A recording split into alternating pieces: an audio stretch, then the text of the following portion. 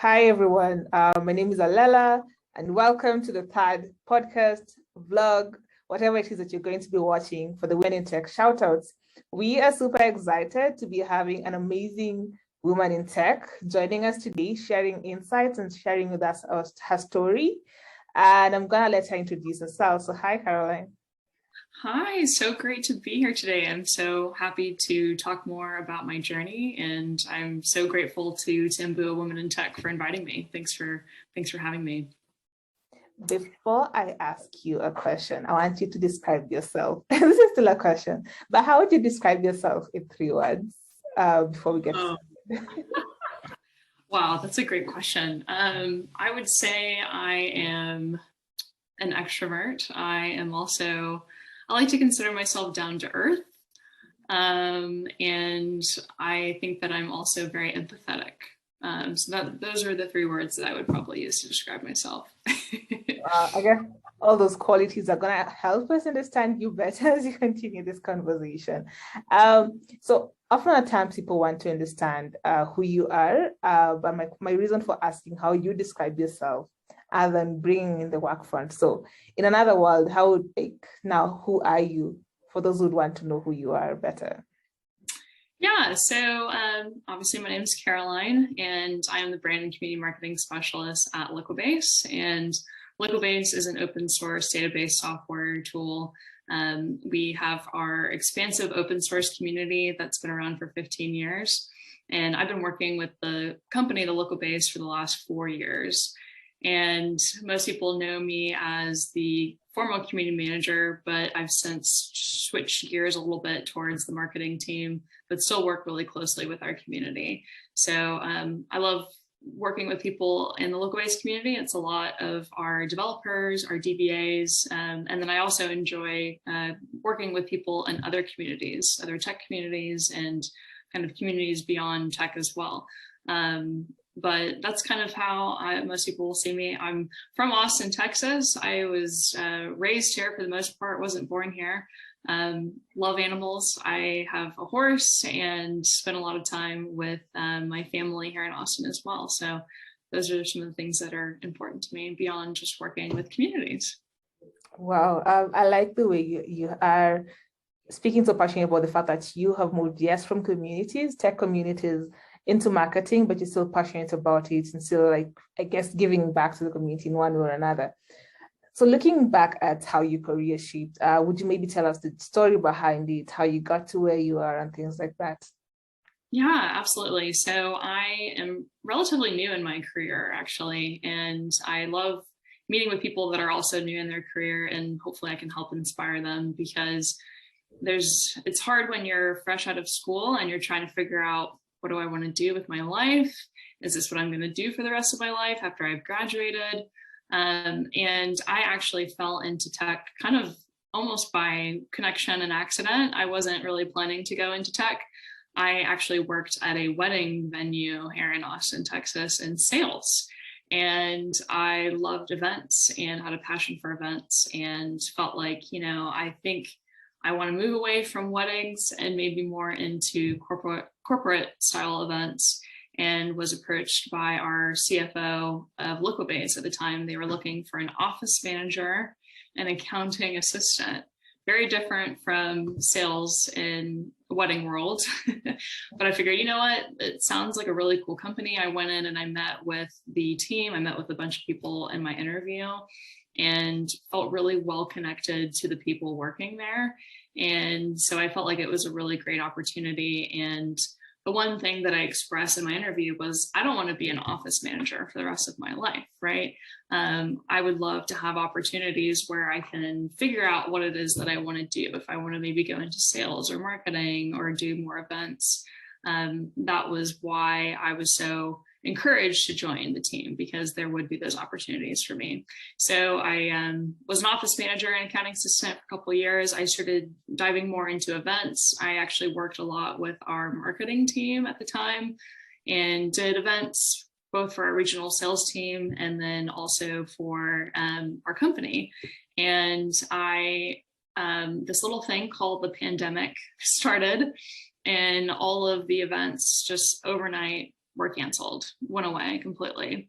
And I realized very quickly I was going to need to make a big pivot. And I was so grateful to be approached by our VP of engineering.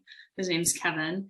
Kevin's amazing. He's a great mentor to have. And he approached me saying, hey, we're trying to reinvigorate the Liquibase community. We think that you would be a really great fit. Would you have interest in joining the team? And the first thing I said was, I'm not technical. I am not technical at all. I don't even know, for the most part, the nitty-gritty details of what Liquibase does. I mean, I understand it as a product, but I'm not a developer. It's hard for me to really understand what's going on underneath the hood of everything.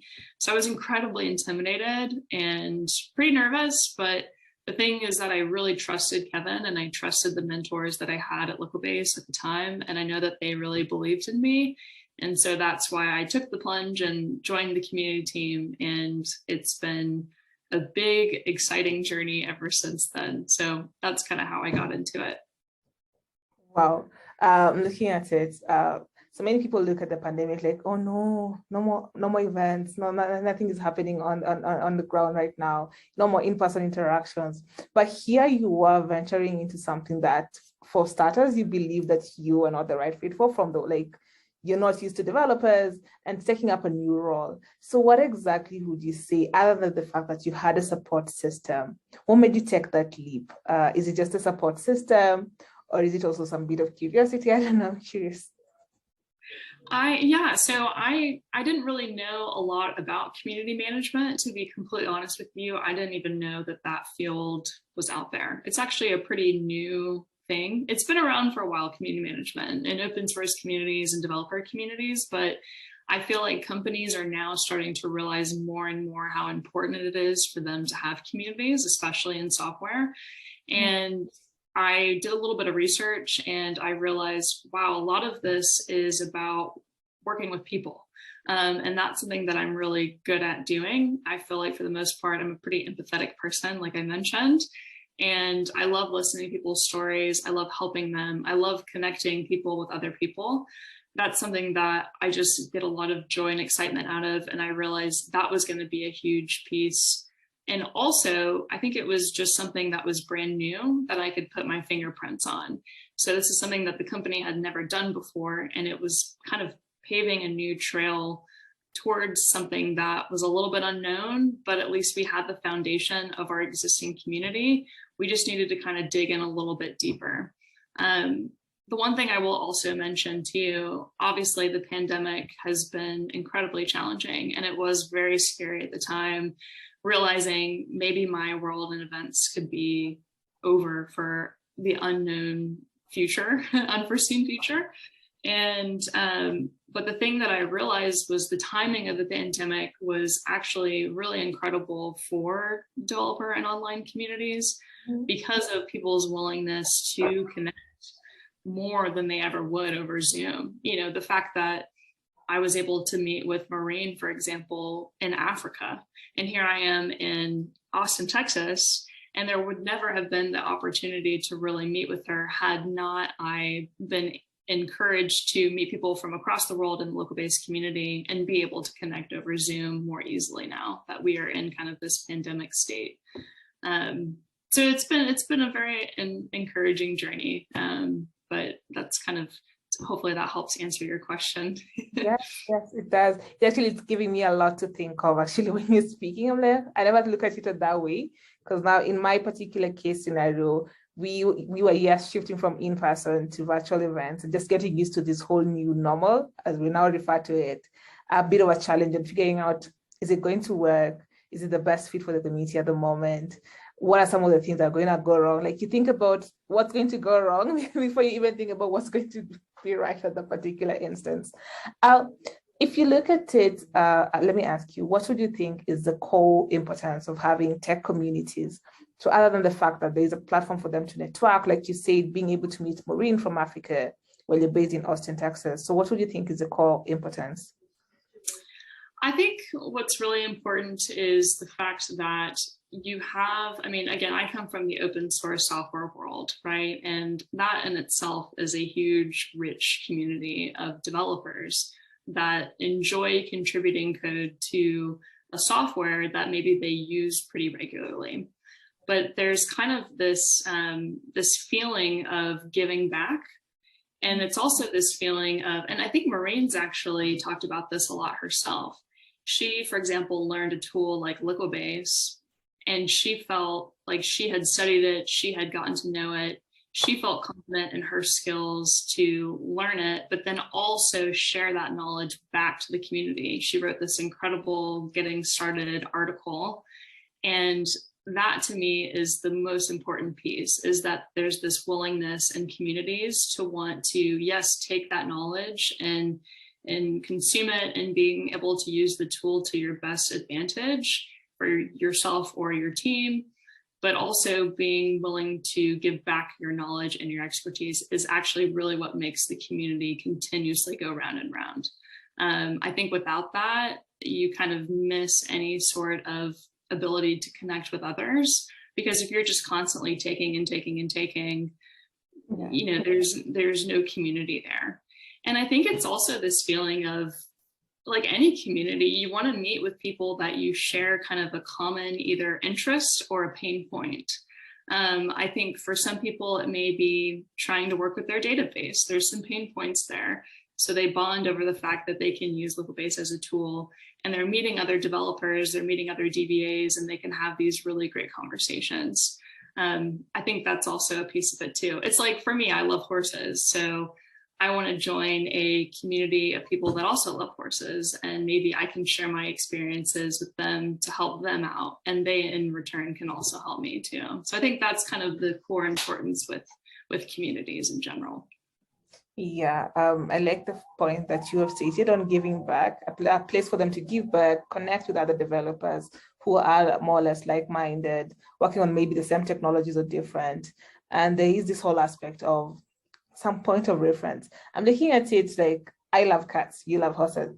If I get a community of people who can tell me more about how to manage my cats, I think I love cats, by the way. I have a cat, so maybe we can start our own community. I have 2 cats, and I'm like, okay, I don't know if I'm doing the right thing or the wrong thing, but I get your points. Yeah, just having people who have like a common interest all together in one particular place. So I'm going to go back to your personal story. You moved from now being a community manager. So first from events management to community management, and now to the marketing side of things. Could you tell us what some of the challenges that you have had, being that you said you just like more or less in early stages of your career? Would you say some of the challenges that you have faced from when you started to where you are right now?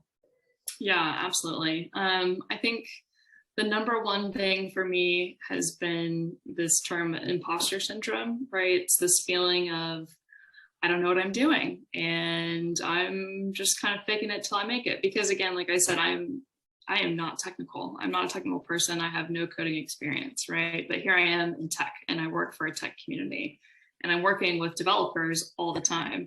And so I think the challenge that I faced was that feeling of the imposter syndrome. It was the feeling of, oh man, you know, I'm meeting with these people, they're incredible, but I can't really relate to their pain points as well as I wish I could, right? I can probably go off and get some more training, which I am working on. And there's opportunities where you can do that in a Liquibase community, which is awesome. But I think that was kind of a challenge point. I think the other challenge point is really understanding your community and the people in the community and what they have an interest in and what they'd be willing to participate in. You know, you can plan, I think John O'Bacon, who is my community guru, if you've not read his book, People Powered, I highly recommend that you do. John is an incredible mentor and he's brilliant. And he talks a lot about how you can build it, but they may not come. And so you can build all these beautiful platforms, you can build all these programs, you can try to create all these meetups, but if you build it, they may not come. And so you have to be able to understand what's going to make them come, right?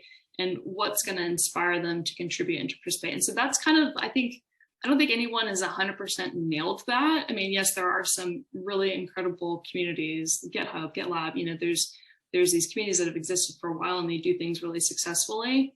But I think it takes time to actually meet with individuals in your community and learn their story and understand what motivates them to contribute and participate. So it's kind of that double, there's the side of the imposter syndrome side, I would say, is a big challenge.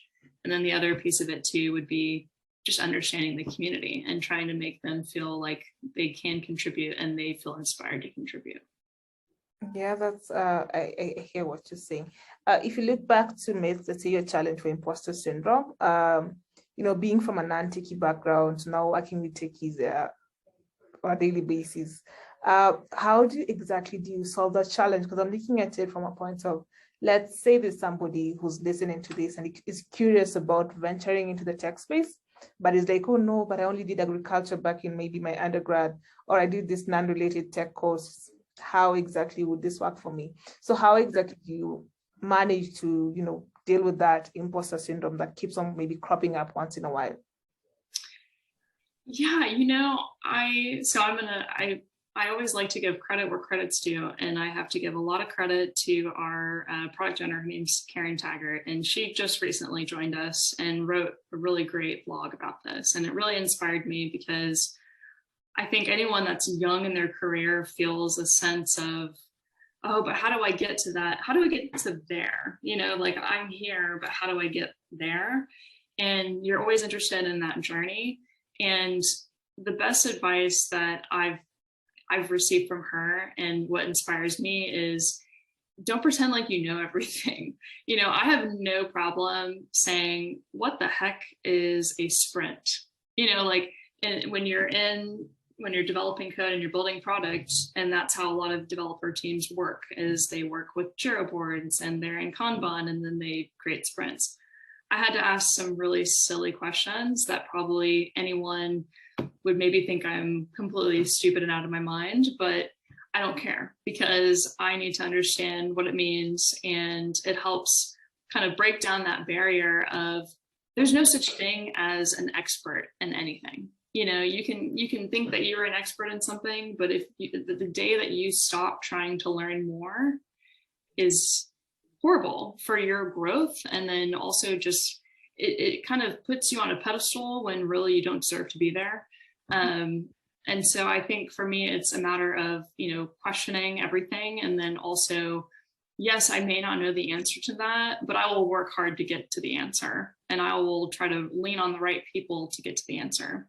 And so I think the other piece of imposter syndrome and getting over that and getting over challenges of trying new things is really relying on really great mentors that have kind of been there and they've done that. If there's ways that you can seek out mentors in your community or in your company, I think that makes a huge impact. I've worked with some really incredible people at Liquibase personally. We have great leadership, and there's moments where I need them to believe in me more than I believe in myself, and they have been there for me in that situation. So I think it's just always, don't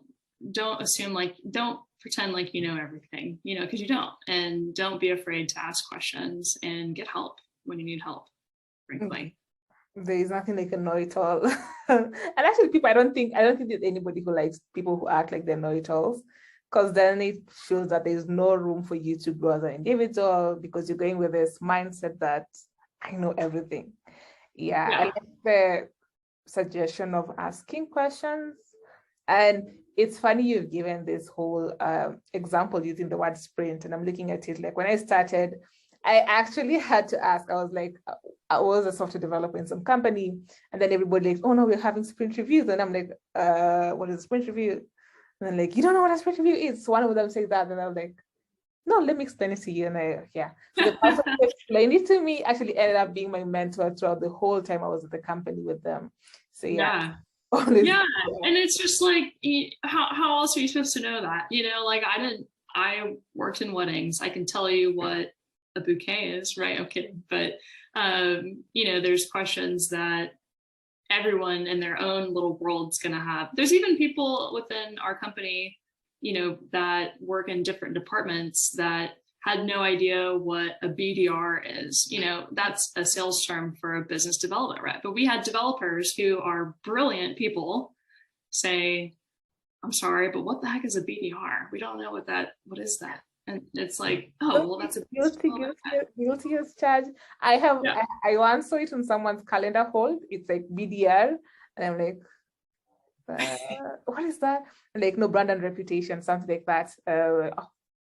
Yeah, and we make a joke. We're like, well, Google told me that this is what it means, but it's like we kind of live in the day and age of Google too. I mean, obviously you work for Google, so that's cool, but it's there's kind of like this overload of information, and so I always tell people, if there's something that you can Google, try to Google it first. And if not, then ask the question. Yeah. But at least try to Google it. At least use your resources at hand first. So sure. So thanks a lot for, I like how you answered the question for challenges that you faced and how exactly you've tackled some of them. Now looking at it, marketing. Is it something that, let's say, for somebody who may be interested in the tech space but does not want to do the maybe coding part of it? So are there are there opportunities for techies who are non-techies in a way, if that's the right word? So yes, I'm passionate about tech, but I'm not a techie, like a software developer and things like that, but I'm just passionate about it. So are there opportunities for that kind of person in the marketing space and maybe even in the community management space? Oh my gosh, there's so many opportunities. I mean, it's not even, it could be in sales, it could be in human resources. We have plenty of technical recruiters that we work with. There's just so many cool opportunities to work within a tech company. That's not even for developers. That's only like a small little chunk of our company even. Yeah, there is kind of like the skill set of trying to get to know the product and understanding how software work, like a software company functions. A software company is going to function very differently than in my old life, a wedding venue, or you're actually selling a physical product. Like if I wanted to sell this pen, it's different than shipping out software, right? So I think that my encouragement to anyone that is interested in joining a tech community or a company, well, tech community and company, is really finding a company that best suits your growth trajectory and what you're looking to do. So for example, you have people that join the larger companies like an Oracle, right? And they're coming straight out of school and they're joining like a huge company, which is great. I mean, I've had plenty of friends my age that are in sales at Oracle. They're doing super well. They love it. That's great. But then what if you decide, I don't know if I want to do sales. What if I like marketing instead? Or, community management sounds like kind of an interesting thing. It's great when you can join a company that kind of allows that flexibility. If you want to go learn something, then you have that structure where you could go do that. That's why personally for me, I really love the startup culture. It's a smaller company. Everybody is contributing and there's no one there that is trying to trump over you because of your title. Titles are kind of irrelevant in some ways. Yes, they do mean something and they are there and they are in place, but the best idea is what's always going to win. And if you are willing to pursue that best idea, whether you're the office manager or you are the senior developer, it doesn't really matter. It's just all about who has the best idea and who can get behind you on that idea. And so I think that, you don't have to be a technical person to join a tech company is really the moral of the story here.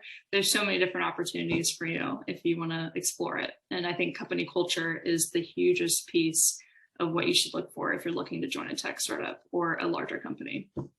Yeah, that's quite true. Company culture, quite important. At least I always say it's good to research the company, whether it's a startup, whether it's a corporate that has been there for 10 years plus, just try to understand also how does the company work, what type of people who are there, is it something that's going to be fitting? I've had cases where friends come and tell me, I was there for 2 weeks and I'm just like, not feeling it anymore. So I decided to resign. I'm like, okay, did you Google? And I'm like, no, I did not check. But then When they go check, they actually find people have even written articles about those given companies, just saying that this is how the company is and XYZ. So taking it back to now, the fact that even startups are springing up each and every day. There's a new startup coming up. Yeah. If you look at it from the point of these are startups that are probably using technology in one way or another. So what do you see as the future of technology? What do you think it's going to evolve into technology communities, tech communities in this particular case? Oh my gosh. Well, that's a really great question. I honestly think that open source is the future. I really do. I just think that that is the direction that so many software companies are going towards, because they are seeing the huge benefits of having communities, because it's not only a matter of growing your your customer base, but also think of it like your user base, right? And the more people that you can get into the funnel that are using your brand and have success with it, the better. The more people that are touching your software to make it better is also huge. Because we're open source, we are constantly able to evolve. And the fact that we can take ideas from people in our community to really make our product fantastic, because it's really all about the customers, right? And it's all about what they want. And so when you have access to a community and you have people, I don't want to say people at your disposal because I don't like to see it in that way, but when you have people at your fingertips that you have relationships with, I mean, the way that I think about people in the Liquibase community, they are not, I don't like to see them as our customers. I like to see them as, they're kind of like friends. I mean, honestly, they've turned into friends of mine. And I think that it's just kind of, it's powerful to be able to say, hey, so-and-so, I know that you had these ideas about Liquibase. Let's actually talk about that. Can you come and meet with our product team and let's dive into that and let's try to put some resources towards it. And then they feel empowered to go share even more ideas because we listened to them and we respected that. So I really do think that there is a big shift in open source technology and software specifically. But I also believe 100% that you're going to start seeing companies in tech that are going to work hard towards building communities around them. I mean, I'll tell you one thing, I'm on LinkedIn, and the amount of times that I see open roles for open source community managers is a lot. I get people reaching out to me saying, hey, we're looking for a community, and it's always like, we're just starting our community. And I think that's where it's going. Yeah, that's true. People are really starting to value the whole open source contribution. Actually, there's a festival that I think started in 2019 or 2020, where it's in Africa. So it's called Open Source Contribution Africa, where they bring like developers from all across Africa who are just focusing on open source contribution to just celebrate the fact that you can now actually give back to the community in one way or another. So you do not have to be speaking. You could just be maybe contributing to a given code base, developing from there, just trying to make it better, or even just doing readmes. You never know. Yeah, it's a great way to learn. I mean, I've seen a lot of hackathons out there. We've participated in some. I think there's one that I would recommend you take a look at too. It's called She Code Africa. Oh, yeah. And they are doing a contribute-thon that we're kind of taking a look at. But I've met with their open source community manager there, Zainab. She's phenomenal. She's incredible. But that's what's cool is you can work with people from all over the world, and that's just mind blowing to me still, is just being able to connect with so many different people and really find ways to empower people to contribute, which is great. Yeah, that's quite true. God, I feel like this conversation should have been longer. I'm gonna just try to for hours. Yeah. Yeah. If we start talking, I'm like, we can continue. But I'm gonna ask maybe the last question. What exactly inspires you before we go to you giving us your parting shot? So what is it that gives you that urge to wake up every day and say, I'm going to continue doing what I'm doing? Yeah. I'm a people person.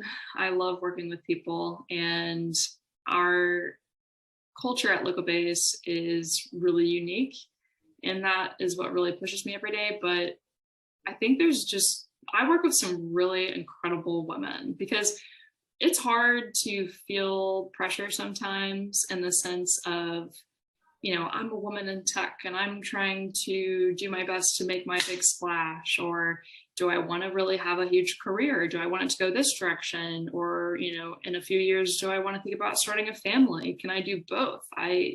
It's hard to kind of navigate those waters sometimes. And we have women in our company that really inspire me. So one of our senior, she's on our leadership team, Crystal.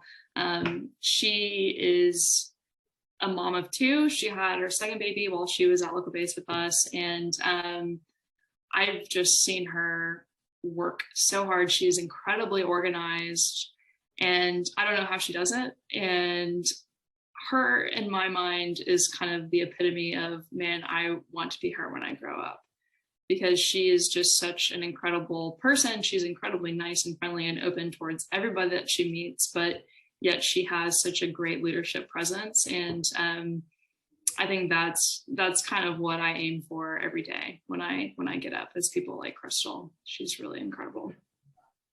And people like y'all, like Maureen, for example. She's killing it, man. It's so cool to see her part of so many different communities. And to me, that's also really inspiring, is just continuous learning, I think, is huge. Yeah. Personally, I look at Maureen, I'm like, we all went to the same high school, been in the same environment for 10 plus years, but just seeing the growth in the past 3 years, I was like, go girl, you're doing it. Yes. Yeah. So and I think that's huge, is, I think it's important for women to support each other and encourage people, rather than, maybe looking at her accomplishments and being like, oh, well, cool, but like, I wish I could be doing that, so boo-boo on that. But I think it's all about, stepping up and really lifting other women up and supporting them in any way that we can, I think is huge. Yeah, it sure is. I'm gonna let you, this has already been encouraging. I'm actually like contemplating, I'm looking at everything that you're saying, digesting them word by word. So it's really good. We are coming to the tail end, and it would be great to get what your parting shots are, any words of encouragement or any advice that you have to somebody who's gonna be watching this or listening to it later on. Yeah. I think my biggest advice is, lean into your mentors, especially in a young age, and also just believe in yourself. There's kind of like this line between having faith in yourself and then also being naive, but then also being willing to put yourself out there in a way that may feel scary.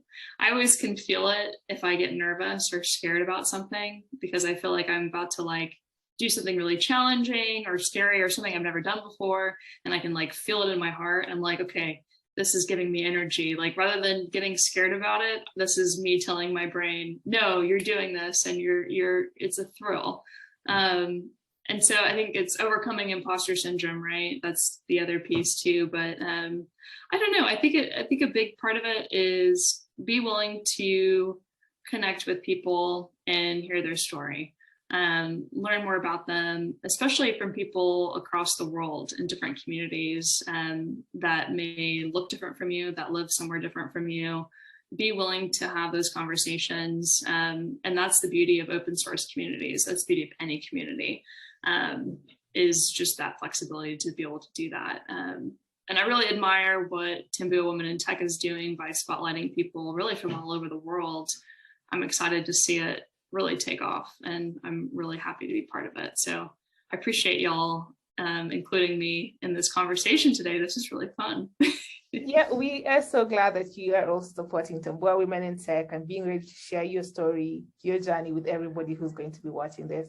It was really, really good to have you. Thank you so much for the support, and thank you so much for joining us today, Caroline. If anybody would like to reach out to you, please tell us how can they, because I'm sure there are people who would actually be glad to be connected with an amazing and remarkable woman like you. I would love to chat with them. So anybody is welcome. My DMs are open on LinkedIn. But yeah, thank you so much for the opportunity. I really appreciate it. Okay, thank you. Thank you so much. And do stay safe and take care of yourself. Yeah, you too. All right. See ya.